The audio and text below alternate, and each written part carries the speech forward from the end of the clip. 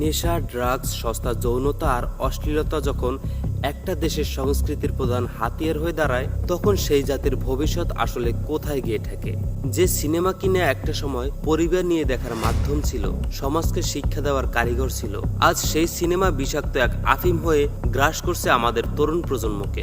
একটা সময় ছিল যখন মানুষ সিনেমা দেখে শিক্ষা নিত, অন্যায়ের বিরুদ্ধে লড়াইয়ের প্রেরণা পেত। আর আজ সিনেমা হল থেকে কিংবা মোবাইলের ওটিটি স্ক্রিন থেকে তরুণরা শিখছে কিভাবে সিগারেট স্টাইল করে টানতে হয়, কিভাবে গালি দিতে হয়, আর কিভাবে অশ্লীলতাকে মডার্নিজম বা আধুনিকতা নামে জায়েজ করতে হয়। সিনেমার নামে এই যে অশ্লীলতা আর নেশার নীল ছবল ছড়িয়ে দেওয়া হচ্ছে, এর শেষ কোথায়? এই নোংরা সংস্কৃতির জোয়ারে ভেসে যাওয়া একটা জাতি কি কখনো মেরুদণ্ড সোজা করে দাঁড়াতে পারবে? আজকের ভিডিওতে আমরা কোনো রাগঢাক না রেখে পর্দার পেছনের এই নগ্ন সত্যটাকে সামনে আনবো। নীল আকাশের নিচে আমি রাস্তা চলেছি এক, আমার কত চেনা সে কি জানো না।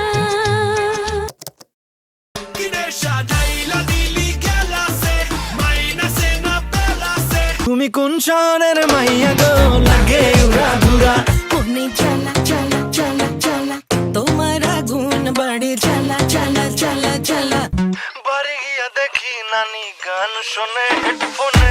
দুষ্টু কোকিল ডাকে রে কুকু কুকু কুকু। আগের দিনের সিনেমার সাথে আজকের সিনেমার আকাশ পাতাল তফাৎ। ওটিটি ও রূপালী পর্দার অধপতন এবং আমাদের তথাকথিত সুপারস্টারদের সিনেমার কিছু বাস্তব উদাহরণ দিয়ে দেখাবো কিভাবে আমাদের সংস্কৃতিকে গলা টিপে হত্যা করা হচ্ছে। পুরো ভিডিওটি শেষ পর্যন্ত দেখুন, কারণ আজ কথা বলার সময় এসেছে। চলুন একটু পেছনে ফিরে তাকাই। আমাদের বাবা দাদাদের আমলে সিনেমা কেমন ছিল? তখন সিনেমা মানে ছিল একটা উৎসব। পুরো পরিবার, বাবা মা ভাই বোন সবাই একসাথে বসে সিনেমা দেখতেন। তার মধ্যে উল্লেখযোগ্য ছিল ভাত দে, ছুটির ঘন্টা, জীবন থেকে নেয়া কিংবা পরবর্তীতে কিয়ামত থেকে কিয়ামত, আম্মাজান, এবং সবচেয়ে জনপ্রিয় সিনেমা ছিল বেদের মেয়ে জ্যোৎস্না।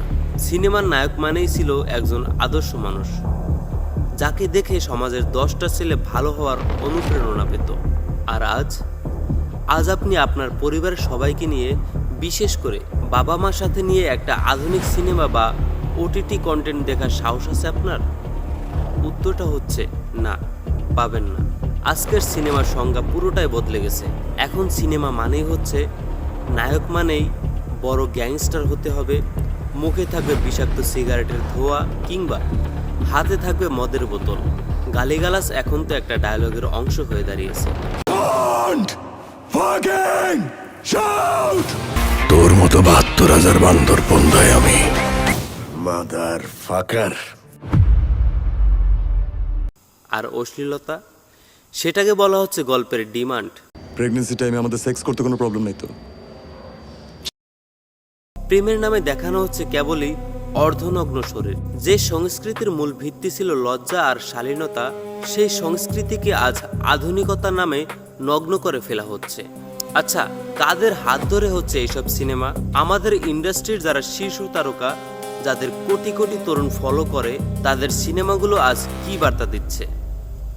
প্রথমে আসা যাক ঢালিউডের শীর্ষ নায়ক শাকিব খানের কথায়। বিগত কয়েক বছরে তার অভিনীত প্রিয়তমা, বরবাদ কিংবা ওটিটি কাঁপানো তুফান সিনেমার কথাই ধরা যাক। তুফান সিনেমাটি ব্যবসায়িক সফল হতে পারে, কিন্তু এর ভেতরের উপাদানগুলো কি ছিল?